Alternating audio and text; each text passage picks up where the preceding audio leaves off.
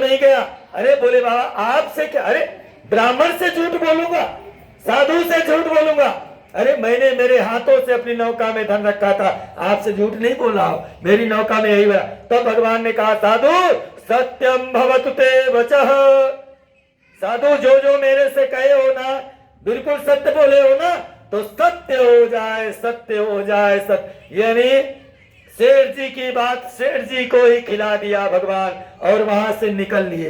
कुछ दूर आगे गए और ध्यान मुद्रा में लीन हो गए। देखो भगवान कभी किसी को परेशान नहीं करता, परेशान करता है इंसान का कर्म। हम लोग अपने कर्म से, अपने मोह से, अपने लालच से, अपने आदत से, अपने मान अभिमान, अपने सम्मान से परेशान होते, बाकी भगवान कभी किसी को परेशान नहीं करता।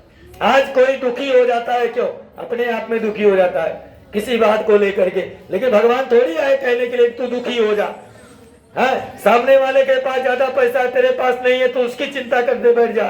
अरे ये कोई बात हुई? आगे बढ़ो, आगे बढ़ो। कहते हैं इस तरह से शेर जी बड़े चिंता में पड़ गए महाराज। जब बाबा गए तो शेर जी की नौका ऊपर आना शुरू हो गई, डगमगा रही।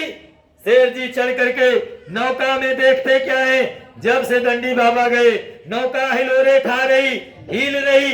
अब वहां हीरा जवाहरात खत्म हो गया, हल्दी मिर्च मसाला भरा पड़ा। शेर जी मूर्छित हो गए, गिर गए। जब होश आया तो क्या हुआ, जोर जोर से कह कह करके विलाप करने लगे। तब दामाद ने कहा पिताजी रो मत, विलाप मत करो, ये तुम्हारे गलत वचन के नतीजे हैं। तुमने बड़े प्रेम से एक संत के सामने, एक ब्राह्मण के सामने तुमने खूब बखान बखान करके झूठ बोले, खूब हंस करके झूठ बोले। अब उस झूठ का फल तो देखो, ये तुम्हारे ही अपने खुद के बोए हुए बीज हैं। अरे सुनो, दंडी बाबा का शरण पकड़ो, जब तक उनकी शरण में नहीं जाओगे ये मनोरथ पूरे नहीं होंगे, धन वापस नहीं आएगा।